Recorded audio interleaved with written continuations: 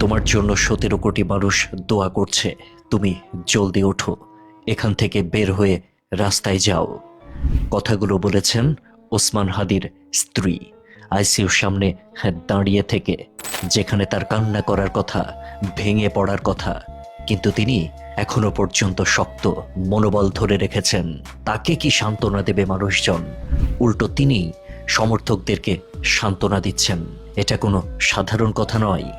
এটা একজন স্ত্রীর কণ্ঠে বলা শুধু স্বামীর প্রতি ভালোবাসার প্রকাশ নয়, এটা একসাথে ভালোবাসা, বিশ্বাস, ত্যাগ আর দায়িত্বের ভারে কাঁপতে থাকা একটি জাতির অনুভূতির প্রতিচ্ছবি।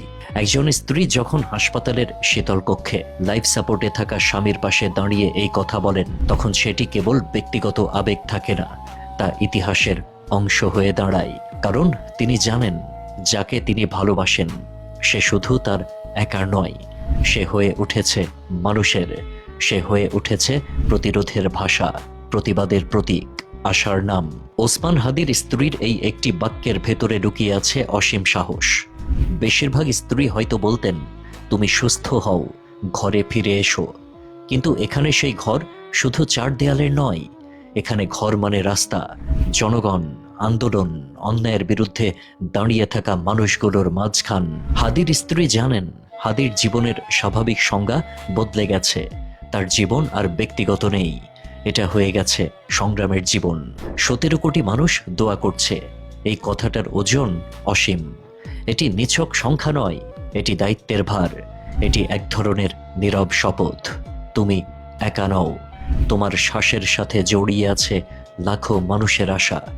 এই বাক্য হাদিকে শুধু বাঁচার অনুপ্রেরণা দেয় না, তাকে আবার দাঁড়ানোর আহ্বান জানায়। ওসমান হাদির স্ত্রীর সবচেয়ে গভীর যে কথাটি, এখান থেকে বের হয়ে রাস্তায় যাও, এটা কোনো হঠকারী ডাক নয়, এটা একজন সচেতন নারীর উপলব্ধি। তিনি জানেন, রাস্তায় হাদির ঠিকানা, অন্যায়ের বিরুদ্ধে দাঁড়ানোই তার স্বাভাবিক অবস্থান।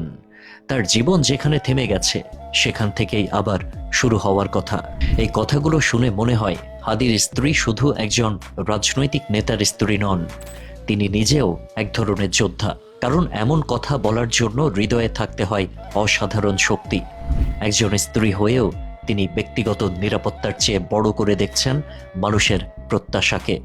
এই জায়গায় এসে ভালোবাসা আর ত্যাগ এক হয়ে যায়। এই একটি বাক্য আমাদের সামনে একটি নির্মম সত্য তুলে ধরে। এই দেশে সাহসী হওয়া মানেই ঝুঁকি, সত্য বলা মানেই আঘাতের আশঙ্কা, আর সেই ঝুঁকির সঙ্গে পরিবারকেও বাঁচতে হয় প্রতিনিয়ত।